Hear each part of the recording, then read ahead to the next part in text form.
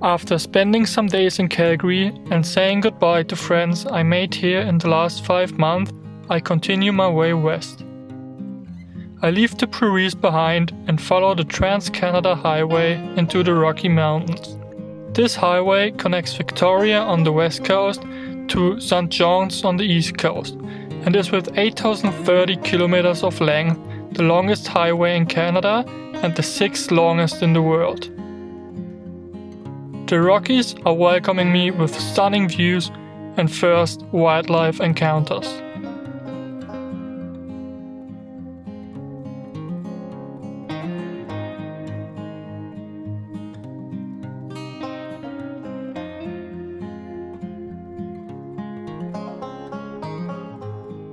I am in Kananaskis country, a less crowded mountain area right next to the Banff National Park.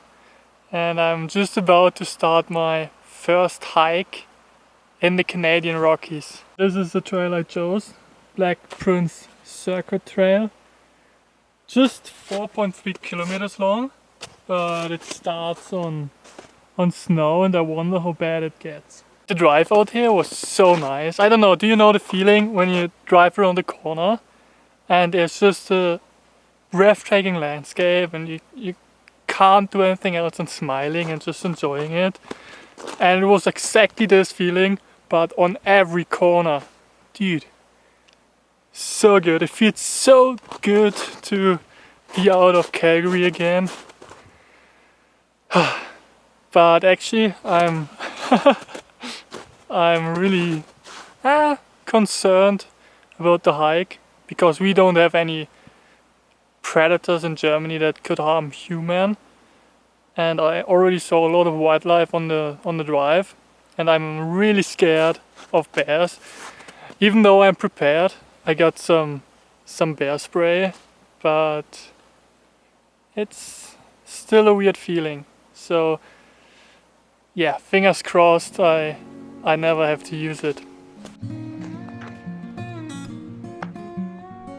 Here in the Rockies, the spring begins a little later. I will learn that more than once on my trip through the mountains. Knowing that this is the kickoff to a long adventurous journey, I enjoy the trip into nature despite the wet, snow-filled boots. Oh, dude!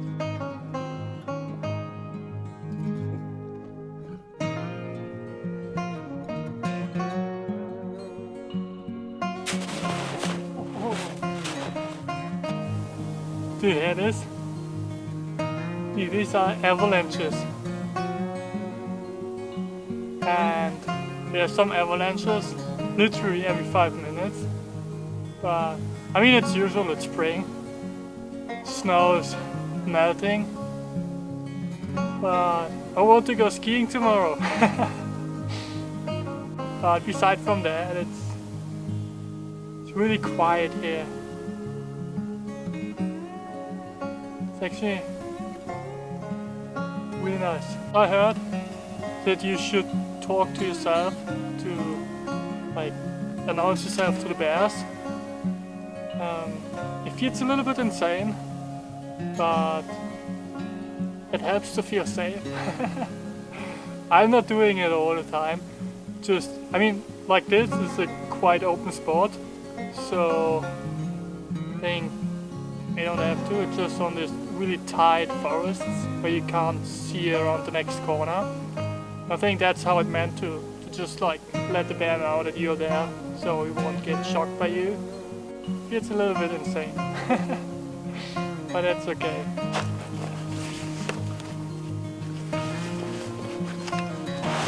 Whoa! Yeah, this open spot is really melted. Don't even know where to track it. Oh.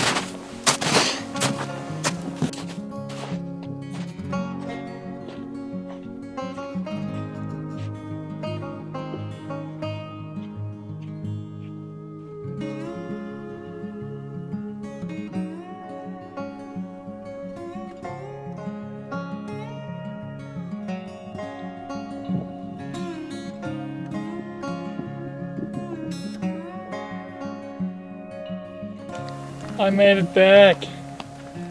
Pico's still there. No bear inside.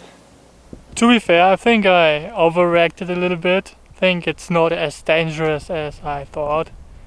But still something that, I don't know, just feels different than hiking in Germany. But I'm actually glad.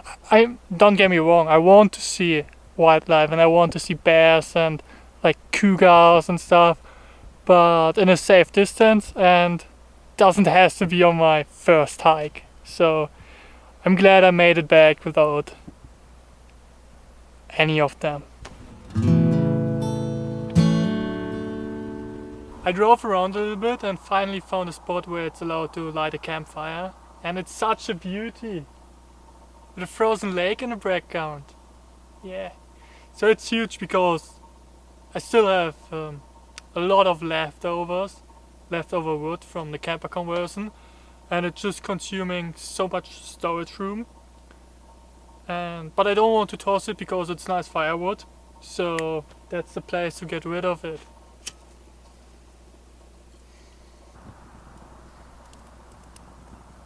And while the fire is doing fire things, I have to repair my touring skis because I want to go skiing tomorrow and there are some fatty scratches in them. Yes, they look really bad. I guess that's why they are called Rocky Mountains. Repairing skis is not as hard as you might think. Step 1. Fill up the scratches with a base repair candle. Step 2. Remove excessive material with a trimming knife to remain a flat surface. Finish up by giving them a nice layer of fresh wax.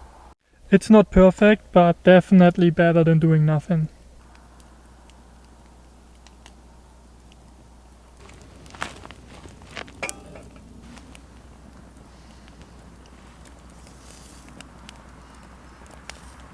Unfortunately, most of the sites in Kananaskis are day use only. So I will drive out and sleep on a truck stop. Because there are a few camping spots here, but you have to pay for them. And I already paid like a day fee to enter Kananaskis. And I don't really want to pay again for the camping and then again for like the day fee tomorrow. So I will just sleep on a truck stop and head to Banff National Park tomorrow. But for now, I will enjoy my dinner and the view. It was a good day.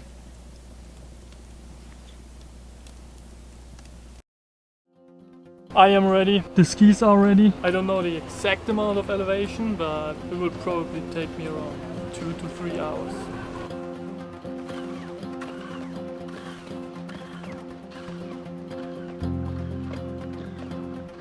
Due to the high risk of avalanches and the lack of a buddy, I had to admit that it would be kinda reckless to ski the backcountry. That's one of the downsides of traveling alone. So I settled for hiking up Sunshine Ski Resort.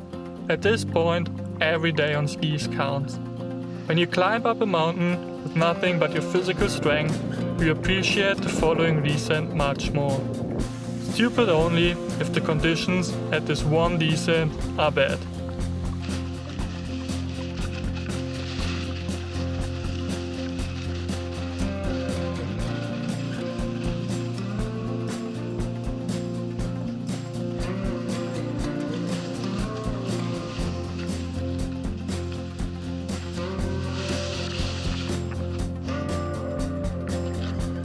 The ride down was super slushy and not really a reward for the hike up.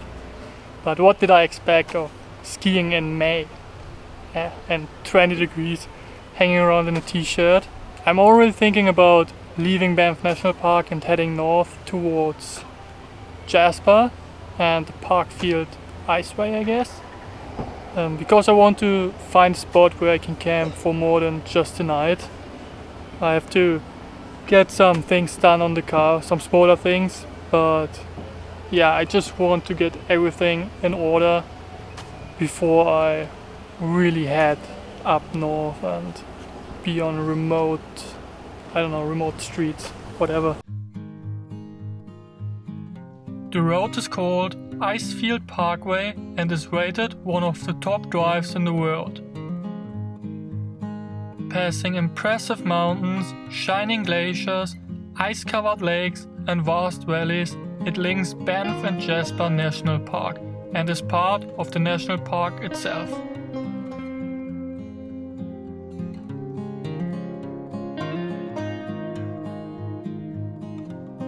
I drive along this scenic route until I decide to follow some tracks down to a river.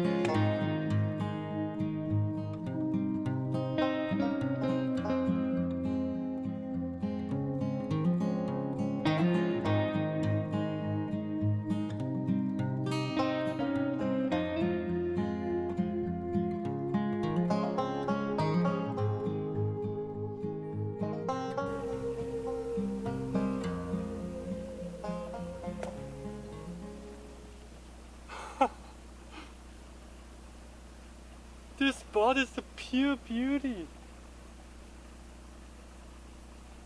And the best thing is, it's legal to camp here for 14 days and there's nobody else here yet.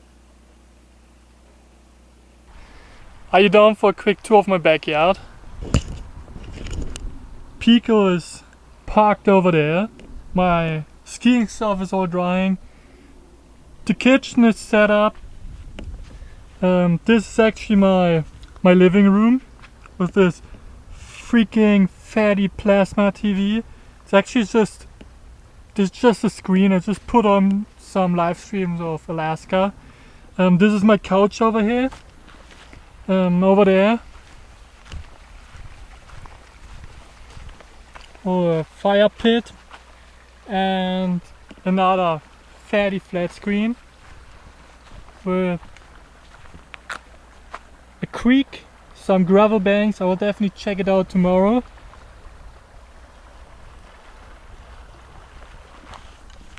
That's it. That's it. It's super nice. It's definitely all I looked for. So I will stay here for 2 nights, today and tomorrow. And I guess I will just chill out today, enjoy the view, make some footage, and then I will start working on the car tomorrow. Because there are some smaller things I have to get done. I have to put the shovel on the roof rack. Have to, I don't know, to just relocate all my stuff to get the storage bins in order and to get everything into the bins, to fit everything in, because at the moment like half of the stuff is still on the passenger seat and it's just annoying while driving because everything is flying around on every corner. So that's definitely something I have to get done tomorrow.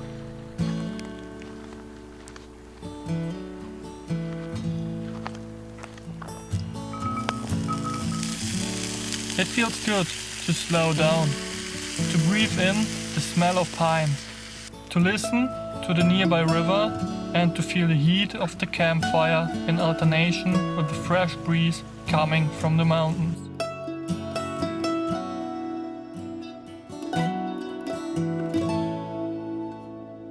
Being still slightly concerned of bears, I didn't mind the other camper that showed up that night and parked in the distance. They left early the next morning and I started with the mentioned work.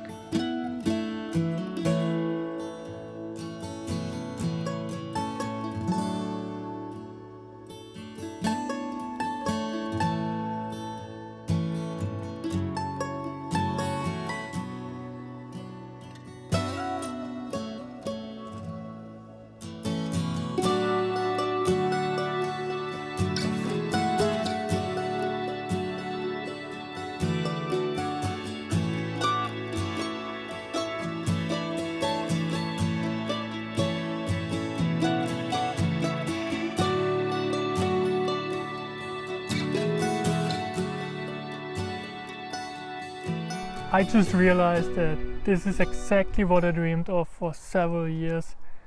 Being off the grid, somewhere in the Canadian wild, without any luxury. I mean, I have to light a fire to cook my food. I have to take a bath in a freezing cold creek. Dude, it's so prehistoric, but I really like it. It's back to the roots. Anyway, I got everything done I meant to today, so the car is cleaned up, or like in order now. Got a shovel on the roof. That's actually pretty good. So guess I'm good to leave tomorrow, and I will just drive up the, what was it called again? Icefield Parkway, I guess. I'll just drive up the Icefield Parkway to Jasper National Park, and I will spend a few days there. Depends on, I don't have any plans there yet, so I'll just go with the flow and see whatever option appears. On arrival in Jasper, I looked up the best rated hike on all trails and ended up at a trail called Valley of 5 Lakes. Doing this trail is exactly how I imagine hiking in Canada. It goes through calming pine forest, has beautiful views on the surrounding mountains, and leads to a turquoise lake that I can't resist to go for a swim in. With dark clouds pulling up from the horizon and thunder rumbling in the distance, I waited for some last rays of warm sunlight breaking through the tight canopy of clouds and jumped into the freezing cold lake.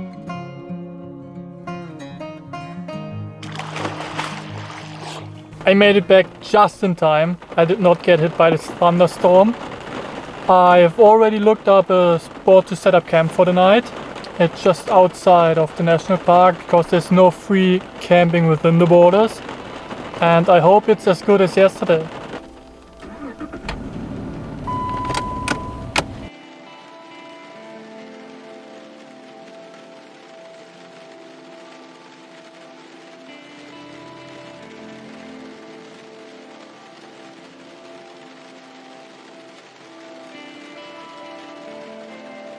Guess that it is. It looks a bit sketchy.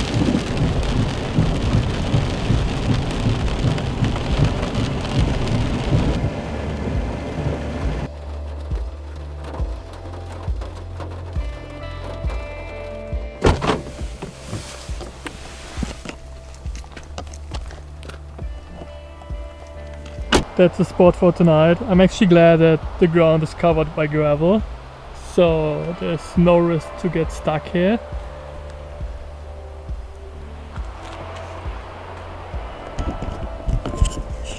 It's not decent, but it's okay for a night. And it's raining anyway, so we'll spend the night in my car at all, probably.